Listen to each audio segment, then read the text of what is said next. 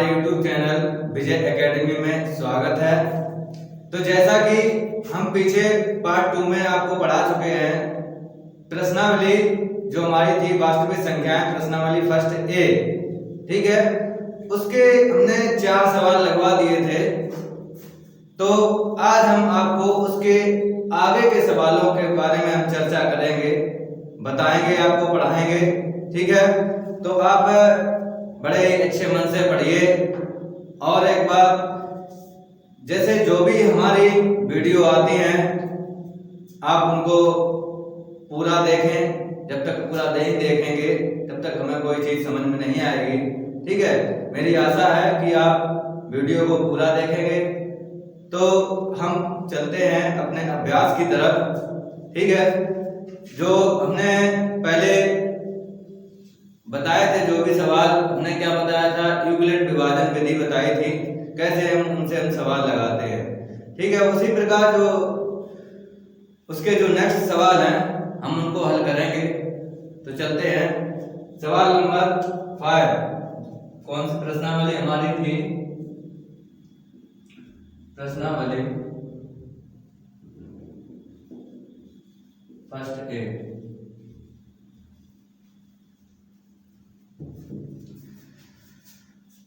तो हम उसके नेक्स्ट वाला सवाल था, 4 सवाल हो गए थे पिछले पार्ट में, तो हम क्वेश्चन नंबर 5 हल करने जा रहे हैं, ठीक है।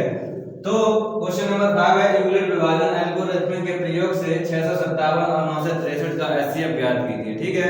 तो जैसा कि हम पहले बता चुके हैं यूक्लिड विभाजन विधि क्या होती है और कैसे सवाल लगते हैं, ठीक है। उसी प्रकार हम इसको लगाएंगे। तो हम क्या देखते हैं, जो भी दो संख्याएं हमें दी जाती हैं, जैसे इसमें दिया गया है 657 और 963, ठीक है। तो 657 और 963 का हमें एचसीएफ ज्ञात करना है, वो भी किससे? यूक्लिड विभाजन एल्गोरिथम से, ठीक है। तो कैसे निकालेंगे?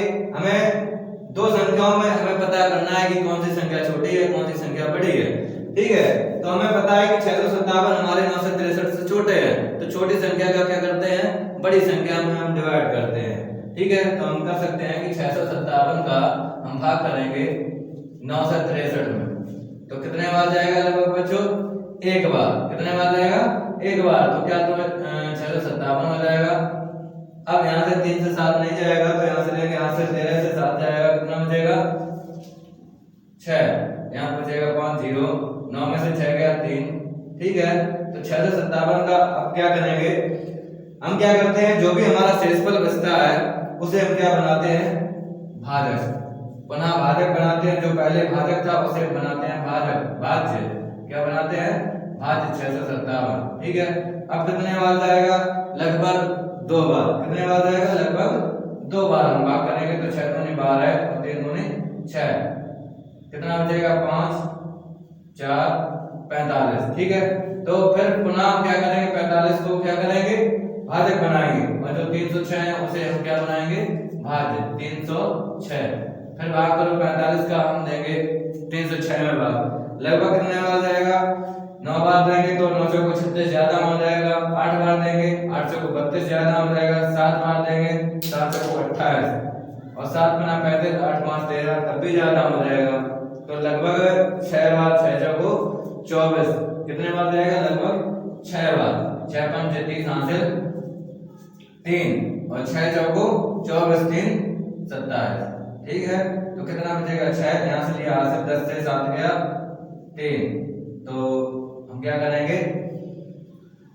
36 को क्या करेंगे? भाजक बनाएंगे, और जो 45 है उसे हम बनाएंगे भाज्य 45, ठीक है। तो अब क्या करेंगे, 36 का 45 में भाग देंगे, कितने बार जाएगा? लगभग 1 बार। तो 36 एकम 36, कितना बचा? यहाँ से लिया हासिल 15, कितना बचेगा? 9, ठीक है। 9 को फिर पुनः भाजक बनाएंगे, और जो 36 है वो आप कहां पर आएंगे? भाज्य की तरफ, ठीक है। तो 9 का भाग देंगे 36 में, 9 चौको 36, कितना हो गया? शेषफल आपका क्या आ गया? 0। जब हमारा शेषफल 0 हो जाता है, ठीक है, तब हम क्या लिखते हैं, इसको यूक्लिड विभाजन विधि के रूप में लिख लेते हैं, ठीक है। तो हम लिखेंगे यूक्लिड विभाजन विधि हमारी होती क्या है, जैसे हमने पहले बताया था पिछले पार्ट में उसी के अनुसार। ठीक है, हमारा क्या होता है कि भाज्य बराबर भाजक गुणे भागफल प्लस शेषफल। ठीक है, तो भाज्य बराबर भाजक गुणे भागफल प्लस शेषफल हम लिख देंगे। क्या हो जाएगा, भाज्य हमारा क्या है 963 है, बराबर भाजक क्या था 657, भागफल कितने बार गया था, एक बार। कितने बार गया था, एक बार, प्लस शेषफल आपका क्या आया था 306। ठीक है, पहली हो गई, आपका शेषफल शून्य हुआ, अभी नहीं हुआ है। ठीक है, फिर हम गुणा करेंगे, क्या हो जाएगा, जो 306 था वो हमारा क्या हो जाएगा, वो भाजक की तरफ आ जाएगा, और जो 657 थे वो हमारे कहां पहुंच गए, भाज्य पर। तो 657 और बराबर भाजक क्या हो जाएगा 306 गुणे भागफल कितना है मेरे प्यारे बच्चों, कितना है 2, भागफल कितना है 2, और प्लस अब शेषफल कितना आया 45। कितना आया 45। अभी भी क्या है, शेषफल शून्य नहीं है। ठीक है, तो अब हम फिर पुनः करते हैं, पुनः हमारा हुआ था कितना हो गया था 306 को हमने क्या किया था, भाज्य बनाया, बराबर भाजक हमारा क्या है 45।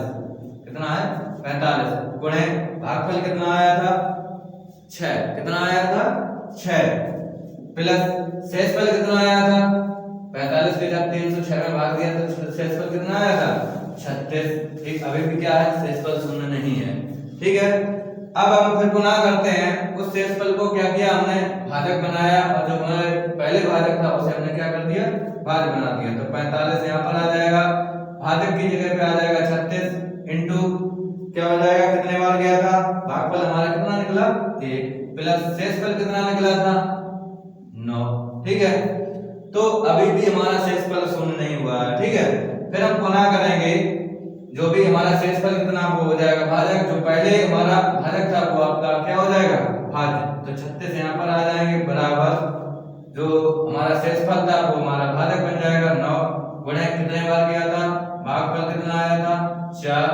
ठीक है, प्लस अब यहाँ पर शेषफल कितना आया 0। जब हमारा शेषफल 0 हो जाता है तब हम क्या करते हैं, जो भी हमारा भाजक होता है, अभी हम लिखेंगे जब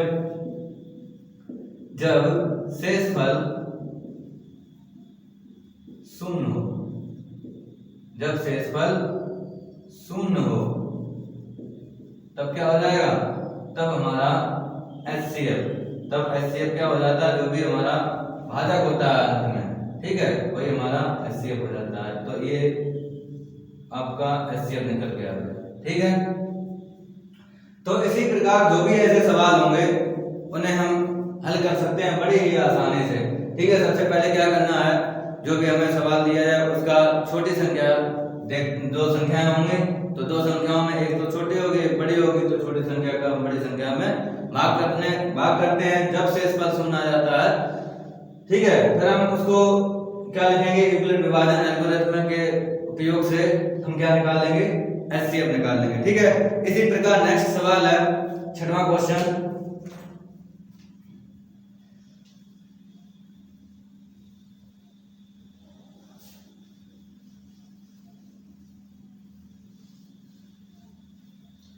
जो भी सवाल हो तो बिल्कुल ऐसे ही यूक्लिड विभाजन विधि से बड़े ही आसानी से हम लगा सकते हैं। ठीक है, क्वेश्चन नंबर 6 इसी प्रकार बिल्कुल सेम सवाल है कि यूक्लिड विभाजन एल्गोरिथम के प्रयोग से 90 और 144 का, यूक्लिड विभाजन एल्गोरिथम के प्रयोग से 90 और 144 का HCF ज्ञात कीजिए। तो आप कर सकते हैं इसको उसी प्रकार से। ठीक है, तो क्या करना है, हमारी दो संख्याएं हैं 90 है एक और हमारी क्या है 144। ठीक है, तो क्या करेंगे, छोटी संख्या का सबसे बड़ी संख्या में भाग करेंगे। तो क्या हो जाएगा, 90 का भाग देंगे हम किसमें 144 में, कितने बार जाएगा, कितनी बार जाएगा, 9 दूनी 18, 180 ज्यादा हो जाएगा, हमारा एक बार जाएगा। तो कितना हो जाएगा 90 ना 144 से 90 गया 4 9 5 ठीक है। 54 का हम बनाएंगे भाजक और जो 90 है उसे हम बनाएंगे भाज ठीक है। तो 54 का भाग देंगे 90 में तो कितने बार जाएगा, अगर एक बार दो बार देंगे तो क्या हो जाएगा ज्यादा हो जाएगा 108 तो एक बार देंगे तो 54 आ जाएंगे तो कितना हो जाएगा 6 यहाँ बचा 8 8 में से 5 गया 3 ठीक है। तो 36 का फिर गुना करेंगे तो 54 में भाग देंगे तो लगभग एक बार जाएगा तो कितना बचेगा 8 यहाँ बचा 5 ठीक है। क्योंकि यहाँ से चला गया कितना हो जाएगा 14 14 से 6 गया 8 यहाँ बचा 4 4 में से 3 गया 1 बचेगा ठीक है। अब 18 का भाग करेंगे 36 में तो कितने बार जाएगा 2 बार तो आपका हो गया शेषफल 0 ठीक है। तो जब शेषफल 0 हो जाता है तो हमें पता लग जाता है वहां पर जो भाजक होगा वो हमारा HCF होगा। तो हम लिख सकते हैं कि भाज्य बराबर हमारी जो विधि होती है यूक्लिड विभाजन तो उसमें भाज्य बराबर भाजक गुणा भागफल प्लस शेषफल ठीक है।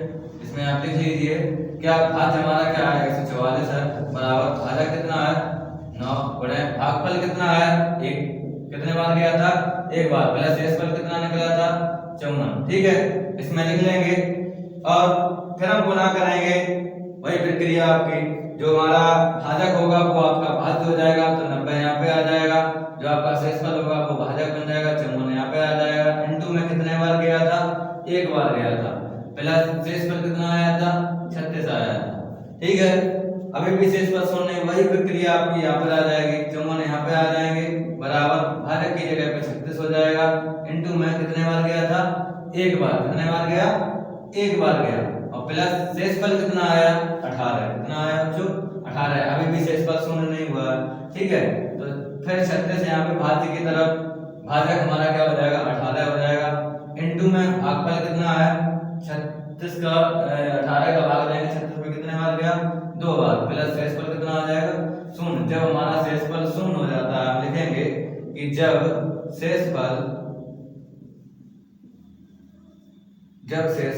क्या हो 0 हो तब क्या हो जाएगा हमारा HCF क्या हो जाएगा वही हमारा जो हमारा भाजक होता है वही हमारा HCF हो जाता है 18 कितना हो गया 18 ठीक है आ गया ठीक है। इसी प्रकार से जो भी इस टाइप के सवाल होंगे तो हम बड़े ही आसानी से ऐसे हम लगा सकते हैं ठीक है। समझ रहे कि जो भी जैसे हमें दे दिया जाए 2 संख्याएं दे दी जाए 3 संख्याएं दे दी जाए तो हमने 3 संख्या वाला पहले बताया था पिछले पार्टों में तो जो भी 2 संख्याओं के होंगे वो भी हम बता चुके हैं ठीक है। इस प्रकार के जो भी सवाल आएंगे तो आप बड़े ही आसानी से कर सकते हैं ठीक है। तो जैसा कि अभी तक हमने 6 सवाल हो चुके हैं ठीक है। उसके आगे के जो भी नेक्स्ट सवाल होंगे उनको देखेंगे। क्वेश्चन नंबर 7 है उसी के आगे देखिए कि दर्शाइए कि कोई भी धनात्मक विषम पूर्णांक 6q+1 या 6q+3 या 6q+5 के रूप का होता है जहां q कैसा है कि कोई पूर्णांक है q क्या है कोई पूर्णांक दिया गया है तो आपको सिद्ध करना है कि ये वाली जो संख्याएं होती हैं क्या ये धनात्मक विषम पूर्णांक के रूप में लिखी जा सकती हैं। तो हम सबसे पहले बता दें हम पढ़ रहे हैं यूक्लिड विभाजन विधि ठीक है। हम उनकी सहायता से हमें सिद्ध कर पाएंगे क्या ये धनात्मक विषम पूर्णांक हैं या नहीं है ठीक है। तो आपको पता होना चाहिए कि यूक्लिड विभाजन विधि क्या होती है अभी हमने बता चुके हैं इतने सवाल लग गए हैं तो आपको शायद है याद हो गई होगी ठीक है। नहीं याद हुई होगी हम बार बार बता रहे हैं तो याद कर लीजिए ठीक है। उसका आपको बहुत ही महत्वपूर्ण योगदान मिलेगा। तो क्या होती है सबसे पहले हमें पता कर लें क्या होती है भाज्य बराबर भाजक गुणा भागफल प्लस शेषफल ये होती है आपकी यूक्लिड विभाजन विधि ठीक है। तो यूक्लिड विभाजन विधि में हमें पता है कि एक संख्या भाज्य होती है एक संख्या भाजक होती है एक संख्या भागफल होती है एक संख्या हमारी क्या होती है शेषफल होती है ठीक है। किसी भी संख्या में जब हम कोई संख्या का डिवाइड करते हैं जैसे हमने कहा हम 5 का भाग दे रहे हैं 17 कितने में दे रहे हैं 17 में दे रहे हैं तो कितना हो जाएगा 5 दिया 15, तो शेषफल कितना आया 2। ये शेषफल आया। हमें पता है कि भाज्य क्या है, भाजक क्या है, भागफल क्या है। ये हमारा क्या होता है भाज्य, क्या होता है भाज्य होता है। ये हमारा क्या है भाजक। फिर बता दें पुनः, ठीक है, याद कर लेना। ये होता है भागफल, और जो ये हमारे नीचे बाद में बचता है जो शेषफल, उसे क्या कहते हैं शेषफल, ठीक है। तो ये किन्हीं दो संख्याओं को जब हम विभाजन करते हैं, ठीक है, तो उसे हम एक प्रमेयिका के रूप में लिखते हैं, जिसे हम क्या कहते हैं यूक्लिड विभाजन प्रमेयिका कहते हैं या एल्गोरिथम, ठीक है। तो इसको और ऐसी कुछ कंडीशनें होती हैं, जैसे हम इसको एक समीकरण के रूप में लिख सकते हैं। क्या कोई हम जैसे पूर्णांकों में लिखना हो तो हम लिख सकते हैं a बराबर बी क्यू प्लस आर, ठीक है। तो a बराबर बी क्यू प्लस आर यहाँ पर, और इसके कुछ महत्वपूर्ण तथ्य भी है। क्या है कि एक कंडीशन होती है कि 0 is less than equal r is less than p, ठीक है। आप अभी इसका मतलब नहीं समझे होंगे, हम बता रहे हैं क्या कि जो भी हमारा रिमाइंडर होता है, शेषफल होता है, ठीक है, वो क्या होता है कि 0 से हमेशा इज लेस देन मतलब छोटा होता है। जिस तरफ हम बताते हैं कि जिस तरफ आपका छोटा मुंह हो उस तरफ हमारी होती है छोटी संख्या, और जिस तरफ मुंह उसका खुला होता है उस तरफ हमारी क्या होती है बड़ी संख्या। ये आपको छोटी क्लासों में ही बताए हुए होंगे। चिन्ह बताए जाते हैं, इसके ग्रेटर देन बताया जाता है, इज लेस देन बताया जाता है, इक्वल बताया जाता है, बराबर का चिन्ह, ठीक है। तो इन संख्या को चिन्ह लगाने होते हैं, किस कौन सी संख्या बड़ी है या कौन सी संख्या छोटी है, तो आप उसका वैसे चिन्ह लगाइए। बराबर है तो बराबर का चिन्ह लगाइए, ठीक है। तो वही चिन्ह है ये हमारे। तो हमें पता क्या होना चाहिए कि जब भी हम इस समीकरण से, जो भी जैसे प्रमेयिका से जब भी हम सवाल लगाएंगे या किसी संख्या को सिद्ध करना हो, तो सबसे पहले हमें पता होना चाहिए कि जो हमारा शेषफल होता है वो 0 से बड़ा होता है, लेकिन 0 के बराबर भी होता है, ठीक है। तो कभी भी शेषफल हमने देखा होगा कि शून्य भी बचता है, कभी शेषफल बचता है, कोई संख्या में से आती है, लेकिन क्या होता है कि लेकिन जो b हमारा है, b हमारा क्या है, b हमारा क्या है भाजक है, और जो r है वो हमारा क्या है शेषफल, और जो q है वो हमारा क्या है भागफल, और a हमारा क्या है कोई भाज्य है, ठीक है। तो b जो होता है उससे हमारा रिमाइंडर वो जो शेषफल होता है वो हमारा कैसा रहता है, हमेशा छोटा रहता है। जब भी हम किसी संख्या का किसी संख्या में भाग देते हैं, जो हमारा शेषफल बचता है वो हमारा क्या बचता है, जो भी हमारा भाजक होता है संख्या से, उससे क्या रहता है छोटा। जैसे एक और एग्जांपल ले लें, जैसे हमने 5 का भाग किया 19 में, तो कितने बार देंगे 5 दिया 15, 500 को 20 ज्यादा हो जाएगा, कितने बार जाएगा 3 बार, तो कितना हो जाएगा 5 दिया 15, कितना बचेगा 4, ठीक है। अब शेषफल क्या है, इससे तो छोटा ही है, कैसा है 5 से छोटा है, 5 से छोटा है। समझ रहे कि कुछ भी हो क्या होता है कि जो भी हमारा शेषफल होता है वो हमेशा क्या होता है भाजक से छोटा ही रहता है, ठीक है। तो समझ चुके होंगे कि जो भी जैसे इस कंडीशन को क्या है कि 0 से हमेशा शेषफल कैसा होगा बड़ा होगा, उसके बराबर भी होता है, लेकिन क्या होता है भाजक से हमारा छोटा रहता है। समझ गए होंगे। अगर यहाँ पर 5 शेषफल बचता है, अगर यहाँ पर 20 कर दें, ठीक है, तो 5 दिया 15, 500 को 20, पूरा पूरा डिवाइड हो जाएगा, शेषफल कैसा हो जाएगा शून्य हो जाएगा, ठीक है। समझ रहे।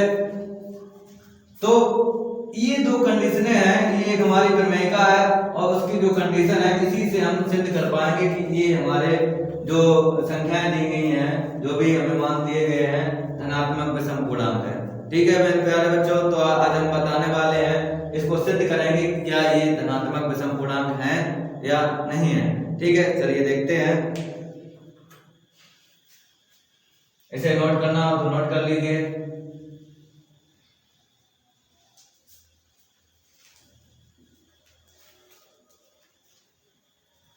ठीक है, तो सबसे पहले क्या करेंगे, कोई हम पहले जो भी हमने अभी बताया था पूर्णांक जैसे, तो हम मान लीजिए माना कोई एक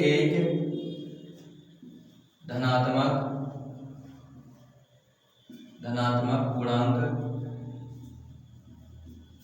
है। तो हमें किसे सिद्ध करना है कि 6q plus 1 6q plus 3 6q plus का 5 इन्हें सिद्ध करना है कि क्या ये धनात्मक विषम पूर्णांक हैं या नहीं है। ठीक है, तो हम इन्हें सिद्ध करेंगे कि मान लीजिए कोई माना कोई एक धनात्मक धनात्मक पूर्णांक है। ठीक है, तो अब हम लिख सकते हैं यूक्लिड विभाजन विधि क्या होती है। हमने अभी बताया था यूक्लिड विभाजन विधि क्या होती है, a बराबर bq प्लस r। ठीक है, इसकी कंडीशन होती है क्या होती है, हमें लिखा था 0 is less than equal r is less than b। ठीक है, यानी कि जो भी हमारा शेषफल होगा वो 0 से बड़ा होगा या तो बराबर होगा, और हम क्या कर सकते हैं जो भी भागफल से कैसा रहता है, छोटा रहता है। ठीक है, जहां b इज इक्वल कितना है, b की जगह पर इस सवाल में देखिए कितना है। ठीक है, b की जगह पे कितना है 6। ठीक, तो जब b की जगह पे 6 है तो हमारे r के मान कितने हो सकते हैं, बता सकते हैं सभी बच्चे। ठीक है, कितने हो सकते हैं, जब b का मान हमारा क्या हो 6 हो तब r का मान क्या हो सकता है, शेषफल कितना बचेगा। एक तो कभी 0 बच सकता है। ठीक है, जब पूरा विभाजित हो जाएगा 6 से तो 0 बचेगा, एक 1 बचेगा, 2 बचेगा, 3 बचेगा, 4 5 6 तो बचेगा नहीं। अगर 6 बचता तो पूरा सब विभाजित हो जाता, समझ रहे। तो कितने हमारे शेषफल हो सकते हैं 0 से 5 तक। कितने हो सकते हैं 0 से 5 तक, बस यही करना है। ठीक है, तो सबसे पहले क्या करेंगे, हम रखेंगे ये हम समीकरण मान लें, समीकरण एक ना मान के सीधा समीकरण लिख रहे हैं। ठीक है, तो हम लिख सकते हैं कि r का मान r बराबर 0 रखने पर हम लिख सकते हैं कि समीकरण में r का मान r बराबर 0 रखने पर।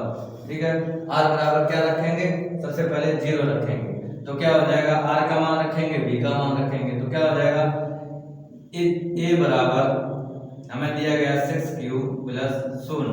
ठीक है, 6q प्लस 0 तो क्या हो जाएगा a बराबर 6q, कितना हो जाएगा 6q। ये कैसा है, एक सम संख्या या समधन पूर्णांक है, समधन पूर्णांक है।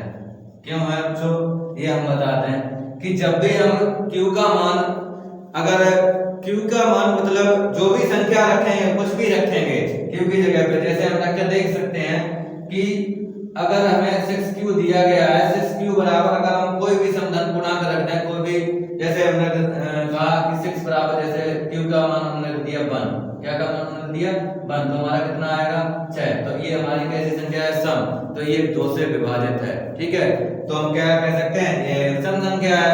जब भी हम रखेंगे क्या रखेंगे, अगर हम q का मान 2 रखें तो 6 × में 2 हो जाएगा तो कितना आ जाएगा 12। ये भी हमारी कैसी संख्या है, सम संख्या है। ठीक है, अगर हम 3 रखते हैं तो कितना आ जाएगा 18 आ जाएगा, तो ये भी हमारी कैसी संख्या है, सम संख्या है। यानी कि q की जगह पे कोई भी हम पूर्णांक वो मान रखेंगे। ठीक है, और पहली बात तो ये है, इसमें 6 आया है, 6 × में कोई भी संख्या हो, जैसे 6 × में 3 कह लें, 6 × में 4 कह लें, या 6 × में 5 कह लें, जब हमें पता है कि 6 एक सम संख्या है, क्यों, ये हमारी 2 से विभाजित है। ठीक है, जब 2 से विभाजित है तो हमारी सम संख्या तो होगी, और चाहे हम ज्ञात कर लें कि q का मान, q की जगह पे हम कोई भी पूर्णांक रख लें, धनात्मक पूर्णांक रख लें, तो हमारा कैसा आएगा, सभी सम संख्या ही आएंगी। ठीक है, इसलिए हमने कह दिया कि ये एक समधन पूर्णांक है। ठीक है, अब हमने क्या किया, समीकरण में क्या रख दें, समीकरण में r बराबर 1 रखने पर, क्या रखेंगे 1 रखने पर। ठीक है, तो जब r बराबर 1 रखेंगे तो क्या हो जाएगा, a बराबर b का मान क्या है 6, तो 6q प्लस 1, तो ये हमारी कैसी हो जाएगी, ये हमारी क्या है, एक विषम धन पूर्णांक है। क्यों है, क्योंकि जब हम q का मान कोई भी पूर्णांक रखेंगे, अब देख सकते हैं क्या है, क्यू की जगह पे हम कोई भी पूर्णांक रख दें, 6q जैसे +1 दिया गया है, अगर हम q का मान 1 रखते हैं, ठीक है। पहले हम सिद्ध कर चुके हैं, जब हमें ये 6 दिया गया है, 6q दिया गया है, तो इसे हम जब हमने क्या किया है, समधन पूर्णांक ज्ञात किया है, ठीक है। तो जब हम उसमें या किसी संख्या में, किसी सम संख्या में जब 1 जोड़ दिया जाता है तो क्या हो जाती है, पहले तो विषम संख्या हो जाती है, समझ रहे ये पहली बात। और फिर ये भी बात है कि जब भी इनटू में जो भी जैसे संख्या हो, अगर उससे डिवाइड नहीं होती है तो विषम संख्या होगी।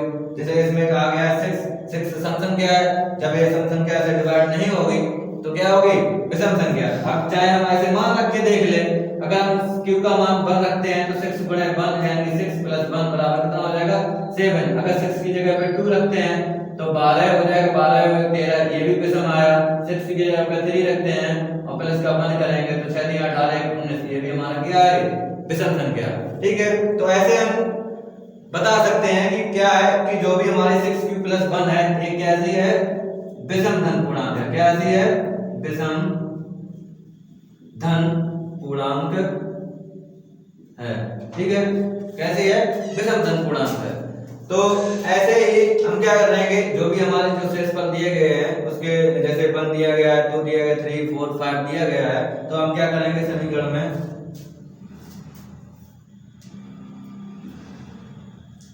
पुनः r बराबर क्या रखेंगे, 2 रखेंगे। 2 रखने पर तो क्या हो जाएगा, a बराबर क्या हो जाएगा, 6q + 2। तो ये हमारा कैसा है, एक समधन पूर्णांक है। कैसा है, समधन पूर्णांक है। क्यों है, वो आपको पता होगा, क्योंकि 6q + 2 है, ये एक सम संख्या है, यहाँ से 2 कॉमन आ रहा है, 2 से विभाजित हो रहा है, तो ये हमारी कैसी है, समधन पूर्णांक है। तो ऐसे ही प्रकार हम क्या रखेंगे, r बराबर 3 रखेंगे, ठीक है। तो इसको हम साफ करते हैं, हम लिख सकते हैं कि r बराबर, इसी प्रकार हम लिख सकते हैं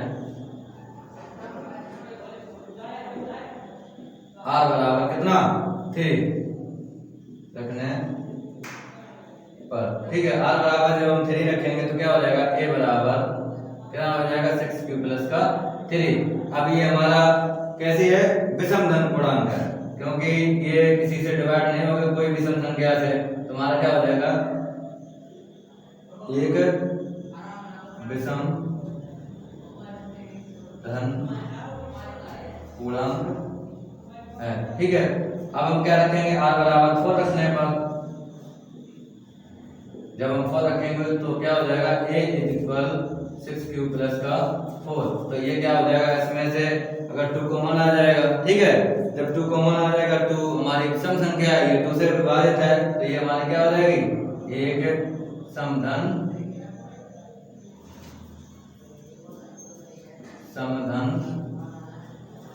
पूर्णांक है, ठीक है। यह एक समधन पूर्णांक है। तो जैसे हमने r बराबर 4 रखने पर जो भी संख्या आई है 6q + 4, जिसमें से 2 कॉमन है, ठीक है। 2 कॉमन अगर जब हम लेंगे, तो हमें पता है कि 2 एक सम संख्या है, तो 2 से डिवाइड हो जाएगी, तो हम क्या कह सकते हैं, इसे एक समधन पूर्णांक है, ठीक है। तो इसी प्रकार हम क्या रखेंगे, r बराबर हमारा अभी शेषफल हमारा 5 है, r बराबर 5 रखने पर, ठीक है।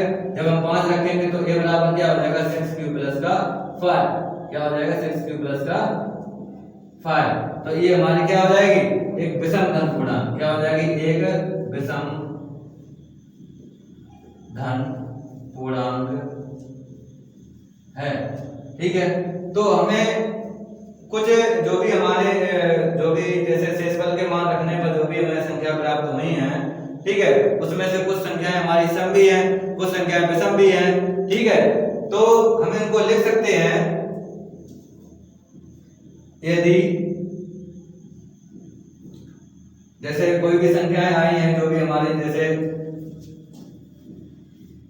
हम लिखेंगे, यदि क्या लिखेंगे, पहली संख्या क्या थी हमारी 6q कॉमा, दूसरी जो भी हमारी सम संख्या है वो क्या है, 6q + 2, 6q + 2, एक हमारी है 6q + 4, कैसी है?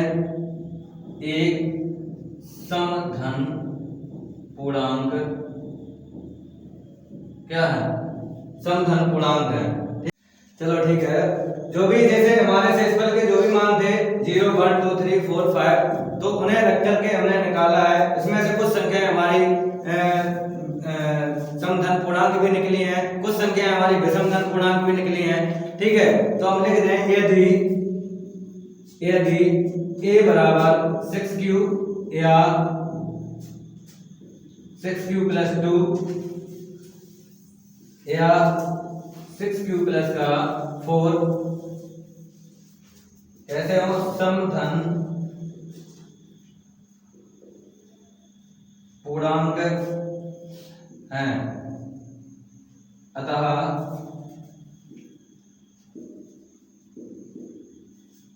अतः 6q प्लस 1 या 6q प्लस का 3 या 6q प्लस का 5, यह है 6q प्लस 3 या 6q प्लस 5 एक विषम धन पूर्णांक है, जहां q क्या लिखा है? जहां q कोई पूर्णांक है। ठीक है, ऐसे जो भी सवाल होंगे, जैसे कोई भी सवाल पूछ दिया जाए इस प्रकार का, हमें कोई भी सवाल सिद्ध करना हो तो सबसे पहले हमें क्या पता हो? मेन कंडीशन जो भी हमारी होती है, ये आपका जो युगल विभाजन जो विधि है हमारी क्या होती है? भाज्य बराबर भाजक गुणे भागफल प्लस शेषफल होता है, उसका जो हमने समीकरण के रूप में लिखा है कि a बराबर bq प्लस r, उसकी कंडीशन जो होती है वो आपको पता होनी चाहिए। ठीक है, तो जब ये हमें पता होगा तो हम कोई भी सवाल इस प्रकार का होगा हम हल कर सकते हैं। ठीक है, तो आज जो भी इस पार्ट 3 में जितना भी है, और मेरा बार बार कहना यही है कि वीडियो को पूरा देखें। जो भी हमारी प्रतिदिन जो सुबह आती है वीडियो, उसको अगर देखना है पूरा देखें, वीडियो को अंत तक देखें, क्योंकि जब तक हम कोई भी जैसे सवाल है, सवाल को जब भी हम पूरा देखेंगे तभी समझ में आएगा। ठीक है, तो वीडियो को शुरुआत से अंत तक देखें, जिससे हमें जो भी सवाल है उन्हें पूर्ण रूप से हमें समझ में आए। ठीक है, मुझे आशा है कि आप लोग वीडियो को पूरा देखेंगे। धन्यवाद।